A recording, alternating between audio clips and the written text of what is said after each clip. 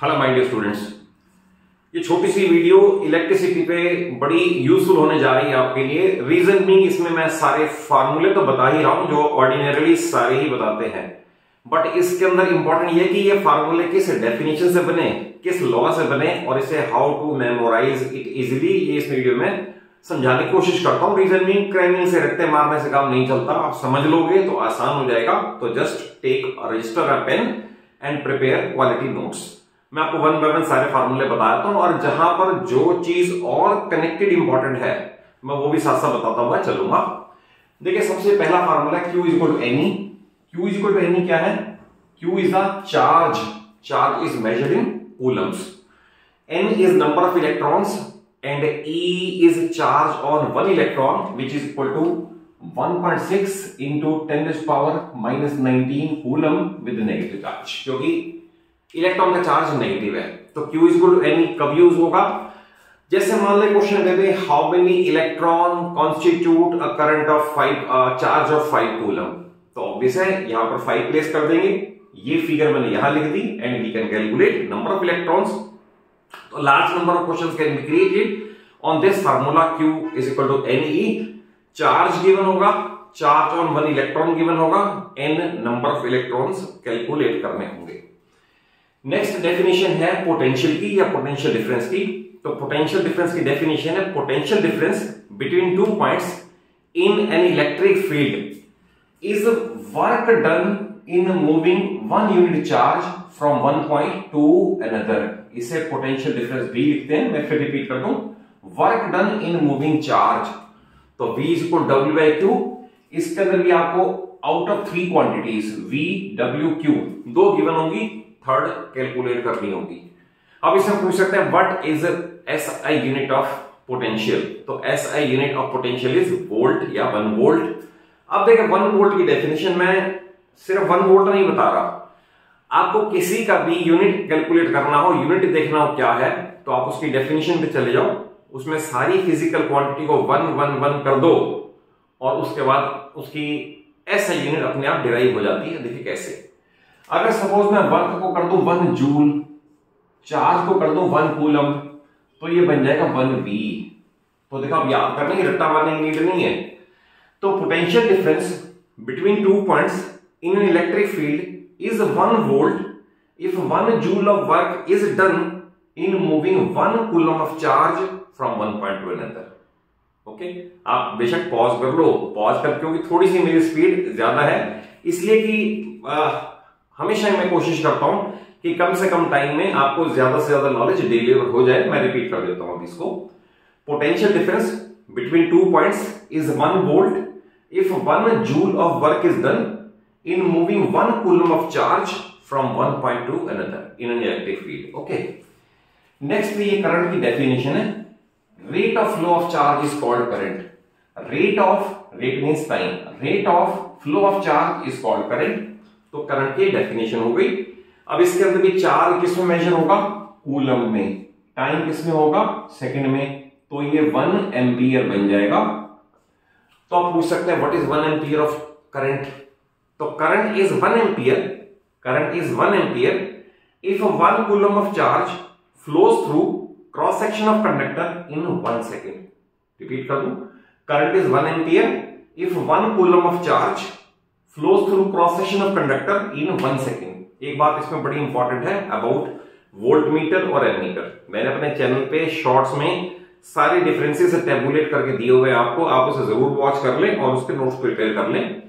Volt meter is a high resistance device and always connected in parallel and ammeter is a low resistance device always connected in series. इस पे MCQ 1 mark का question बहुत बार आते हैं, तो आप इसे नोट कर लें और याद रखना इसके ऊपर क्वेश्चन आएगा। नेक्स्ट है ओम्स लॉ। तो ओम्स लॉ को लैंग्वेज में अगर कहें तो ये कह सकते हैं at constant temperature current flowing through a conductor is directly proportional to potential difference applied across its ends. Correct. At constant temperature means physical condition constant रहे, वो चेंज ना हो। तो ratio of potential difference to current is constant and it is called resistance of the conductor. आप इसे दोनों में से किसी भी तरीके से प्रोनाउंस कर लें। एक तो मैंने बताया लॉ की फॉर्म में, एक मैंने बताया ratio of potential difference to current is constant and is called resistance of conductor. अब अगर इसमें ऐसा यूनिट पूछे तो इसे करते हैं 1 वोल्ट, इसे करते हैं 1 एम्पियर, तो ये बन जाएगा 1 ओम। तो कैसे बनेगी डेफिनेशन? तो resistance of conductor is said to be 1 ohm if a current of 1 ampere flows through it when a potential difference of 1 volt is applied across it। यानी आपने 1 वोल्ट का पोटेंशियल डिफरेंस अप्लाई किया, इसके बाद भी 1 ampere current flow कर गया, तो हम कहेंगे उस कंडक्टर का रेजिस्टेंस 1 ओम है। ओके, ये ओम्स लॉ है और बहुत इंपॉर्टेंट है। ओम्स लॉ के ग्राफ वाले भी, और मैंने अपने चैनल पे सब्जेक्टिव वीडियोस दी हुई हैं, तो अगर आप मेरे चैनल पे नए हैं, पहली बार वॉच कर रहे हैं, तो चैनल को जरूर सब्सक्राइब कर लें, क्योंकि चैनल मेरा डेडिकेटेड है 9th और 10th को फिजिक्स, केमिस्ट्री, मैथ्स स्टार्टिंग से लेकर टफेस्ट लेवल तक करवाने के लिए। तो आप डिफरेंट वीडियोस में कॉम्पिटेंसी बेस्ड क्वेश्चंस भी, एमसीक्यू भी और बड़े पीवाईक्यू कंटेंट है, आप उन्हें जरूर वॉच कर लें। नेक्स्ट है R equal row L by. ये है रेजिस्टिविटी। आपका रेजिस्टेंस में बता दूं, रेजिस्टिविटी का फार्मूला है कि रेजिस्टेंस डायरेक्टली प्रोपोर्शनल टू होता है लेंथ, और रेजिस्टेंस इनवर्सली प्रोपोर्शनल टू है area of cross section of conductor. इन दोनों को मिला के प्रोपोर्शनलिटी का साइन हटा के फार्मूला बनता है R is equal to rho L by, where R is resistance of conductor, rho is resistivity of conductor and L is length of conductor, A is area of cross section of conductor. जैसे suppose ये wire है ना, suppose, तो ये जो ये ना ये फेस ये वाला, इसे बोलते हैं एरिया ऑफ क्रॉस सेक्शन, ये लेंथ ऑफ कंडक्टर हो गया। अब इसमें रेजिस्टिविटी की डेफिनेशन क्या है? अब ये बहुत सारे बच्चे गलत करते हैं, नहीं समझ पाते और रट्टा मारते, क्रैमिंग करते हैं। रट्टा मारने की नीड बिल्कुल नहीं है। जो मैं सिखा रहा हूं आप मेरे उससे सीख लो, एक्सपीरियंस से सीख लो, और आपको करना इजी हो जाएगा। तो देखिए, इसके अंदर अगर मैं लेंथ कर दूं 1 मीटर, एरिया कर दूं 1 मीटर स्क्वायर, तो फार्मूला बन जाएगा R is equal to rho. तो देखिए कैसे, resistivity is numerically equal to resistance of the conductor whose length is 1 meter and area of cross section is 1 meter square। मैं repeat कर देता हूं, resistivity is numerically equal to resistance of conductor whose length is 1 meter and area of cross section is 1 meter square। that is, आप ये समझ ले, आप 1 metre का क्यूब बना लें, 1 मीटर का क्यूब बना लें, ये 1 मीटर 1 मीटर 1 मीटर, तो इसका जितना रेजिस्टेंस आप फाइंड कर लोगे ना, वो उस मटेरियल की रेजिस्टिविटी है। ये लेंथ 1 मीटर, ये area of cross section 1 metre square, तो इसलिए ये इसकी डेफिनेशन है। ऐसा यूनिट का बता दो कि ऐसा यूनिट रेजिस्टेंस का तो है ओम और रेजिस्टिविटी का ओम मीटर, तो रेजिस्टिविटी का ऐसा यूनिट है ओम मीटर, ये ध्यान रखना। और बना कैसे? तो इसके लिए भी आप इसी डेफिनेशन से कैलकुलेट कर सकते हो। कैसे? फार्मूला मैंने बताया R is equal to rho L by, cross multiply करके R into A by L is equal to rho. अब R है रेजिस्टेंस ओम, ए है एरिया मीटर स्क्वायर, लेंथ है मीटर, मीटर से मीटर कैंसिलेशन, तो rho is ohm metre, therefore SI unit of resistivity is ohm metre. ये law है दोनों, एक है law of combination of resistances in series, law of combination of resistances in parallel. एक मेरी video में ये फार्मूले कैसे बने, कहां करंट कांस्टेंट है, कहां वोल्टेज कांस्टेंट है, क्यों कांस्टेंट है, आप उस वीडियो को वॉच करोगे तो क्रिस्टल क्लियर हो जाएगा, आपको ये सारे कॉन्सेप्ट भी स्पष्ट हो जाएंगे। और 2 या 3 वीडियोस मैंने न्यूमेरिकल्स पे भी दे रखी हैं, जिसमें आपको कॉम्पिटेंसी बेस्ड क्वेश्चन करने में आसानी होगी। Please do watch them. तो ऐसे इसे लैंग्वेज में प्रोनाउंस करना हो तो कैसे लिखेंगे, और इसका तो लैंग्वेज में लिखना बहुत इंपॉर्टेंट है और बहुत सारे स्टूडेंट गलती करते हैं, मैं आपको बता दूं। इसे ऐसा लिखा जाएगा, when 2 or more resistances are connected in series, then resultant resistance is equal to sum of individual resistances। अगर 2 होंगे तो 2 पे रुक जाएगा, 3 होंगे 3 होगा, 4, इसलिए मैंने डॉट डॉट छोड़ दिया है। फिर रिपीट कर दूं, when 2 or more resistances are connected in series, then equivalent resistance या resultant resistance is equal to sum of individual resistances। ये लॉ है, तो लॉ की लैंग्वेज तो कोई डेविएशन नहीं होनी चाहिए, एज इट इज याद कर लेना। ये बड़ा इंपॉर्टेंट है जो नेक्स्ट आपको बता रहा हूं, ये वाला law of resistances, combination of resistances in parallel. तो इसे लैंग्वेज में लिखने में बहुत बच्चों को प्रॉब्लम आती है। देखिए कैसे, मैं यहीं से बताता हूं, एक वर्ड का मीनिंग है, when 2 or more resistances are connected in parallel, then reciprocal of resultant resistance is equal to sum of, देखिए इसके अंदर रिजल्टेंट रेजिस्टेंस ये वाला है, sorry 1/, then reciprocal of resultant resistance is equal to sum of reciprocals of individual resistances. मैं repeat कर देता हूं, देखो आप ध्यान से, ये 1/R है, reciprocal of resultant resistance is equal to sum of reciprocals of individual resistances.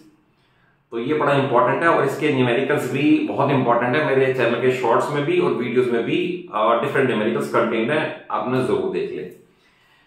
फिर ये है P is equal to V into I, that is power is the product of voltage and current। ये बड़ा important formula है, derive कैसे हुआ ये भी आपको बता रखा है एक वीडियो में, शॉर्ट में भी बता रखा है आपको।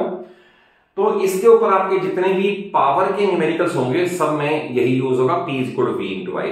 बट ओम्स लॉ से अगर आप V को एलिमिनेट करोगे तो फार्मूला मिलेगा P is equal to I square R, और ओम्स लॉ से अगर I को एलिमिनेट करोगे तो मिलेगा P is equal to V square by R। तो ये तीनों फार्मूले एक ही हैं, आप चाहो तो एक यूज कर लो, चाहो तो कन्वर्ट करके किसी और में आ जाओ, आंसर में फर्क नहीं आता। सपोज आपको I और R गिवन है और आप ये यूज करना चाह रहे हो तो आप पहले V निकाल लो बाय ओम्स लॉ।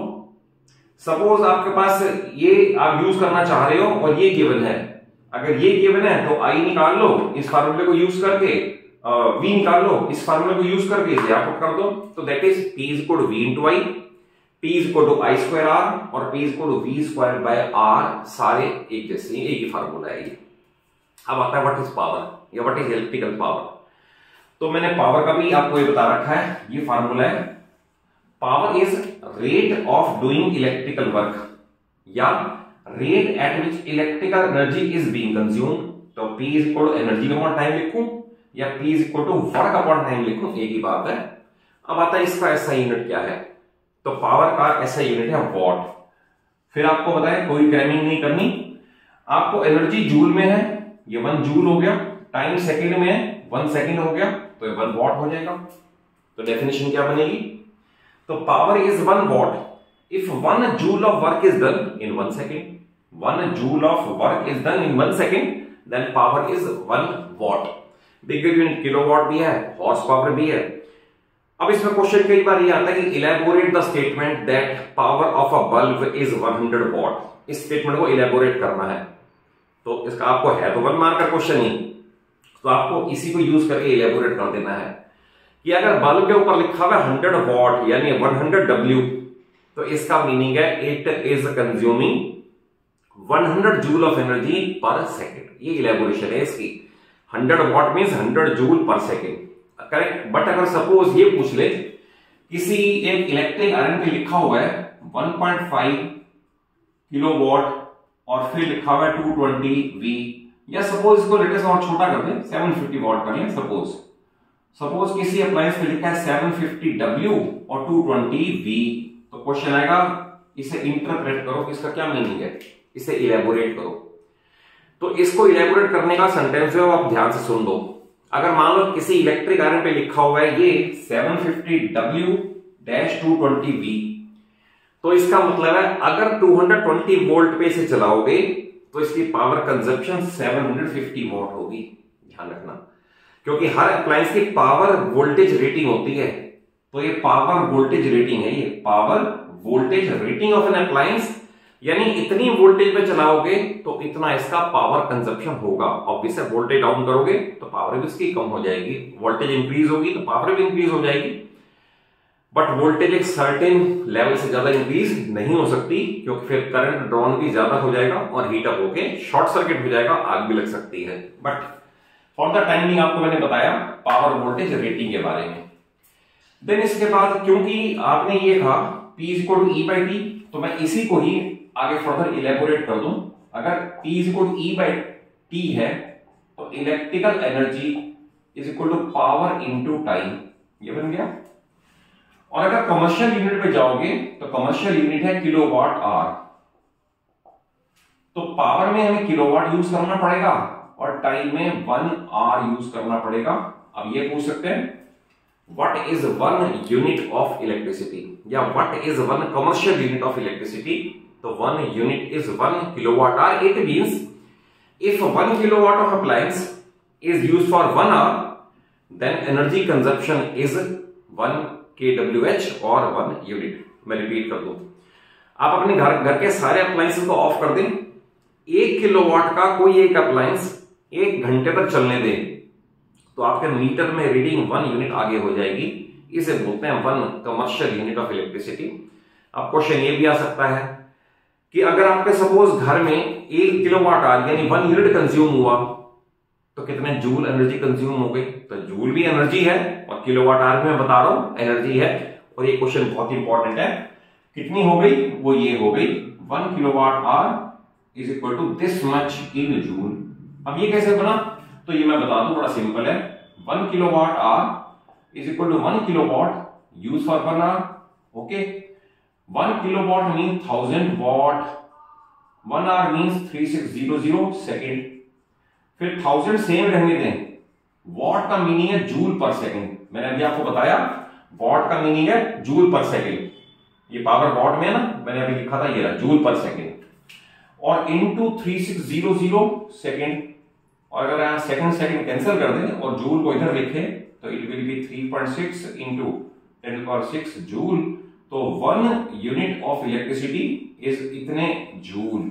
और ये भी बड़ा इंपॉर्टेंट है, जब भी आपसे पूछा जाएगा हीट प्रोड्यूस्ड या heat generated in the conductor, तो H is equal to I²RT, ये फार्मूला यूज होगा।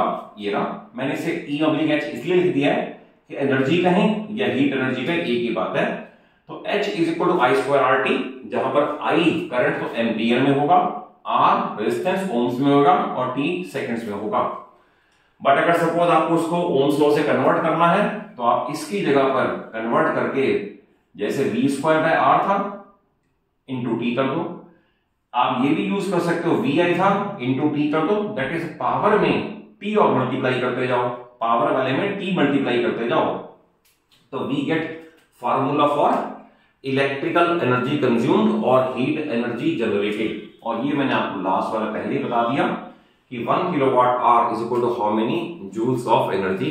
तो प्यारे बच्चों, आई हैव ट्राइड कि आपको कम से कम टाइम में सारे फार्मूले एक बार रिवाइज करा दूं, बट अच्छा तभी होगा जब आप अपने हाथ से इनको नोट्स को बना लें, लर्न करें और लिख के दें। क्योंकि देखो 10th में आगे जाके तो प्रेजेंटेशन इंपॉर्टेंट नहीं है, बट जिस लेवल पे आप खड़े हो 9th और 10th में, यहाँ प्रेजेंटेशन की बड़ी इंपॉर्टेंट है। तो आप इसलिए थ्योरी का पार्ट इतने अच्छे से याद करो कि no any teacher should dare to deduct marks. आप इतनी परफेक्शन से लिखो कि कहीं कोई मार्क्स कट करने की हिम्मत ही ना करे।